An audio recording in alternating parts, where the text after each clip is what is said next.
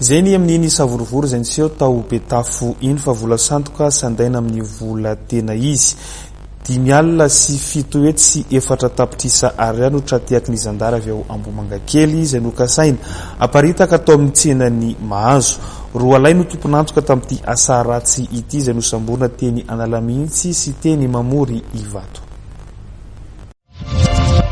Vola sandoka amin'ny tetina 7 sy 10 sy 4 tapitrisa ariary no sarin'ny Gendarmerie Pirenena avy amin'ny Bourgade Ambomangakely sy poste avancé Somanandrariny ny alakamisy 12 ny volana jolay lasa teo ka lehilahy miisa 2 no voasambotra tamin'izany teny Mahazo sy Analamahitsy no ny fikaroham-baovao mahazatra izay fafanon'ny zandary tena re izy ireo tamin'ny fotoana io fa misy olona mikasa naparitaka vola sandoka eny amin'ny tsenany Mahazo nidina avy hatrany teny an-toerana moa ireo zandary nanamarina izany kanjo efa tsy tratra ilay lehilahy voatondro nenjehana teny Analamahitsy izy io satria lasa teny raha ny voavoray voasambotra teny an-toerana noho izany tia mpanaparitaka vola sandoka ity ka rehefa nosavaina dia niatratrarana teny aminy sy vola sandoka 2 ariary sy 2 ariary vaovao ampahany amin'izay voatanisy etsy ambony ny fampitorana dia niatratrarana amin'ny namany iray hafa teny Mamory Ivato ka nahitana vola sandoka ihany koa niaraka tamin'ny fanafody gasy fampiasan'izy ireo entina manatanteraka ny asa ratsiny izay ataony amin'ny alalan'ny fandrekerekeny voasoroka talohan'ny fanaparitahana azy noho izany ireto vola sandoka ireto noho ny fahamezam-baovao avy amin'ny olon-tsotra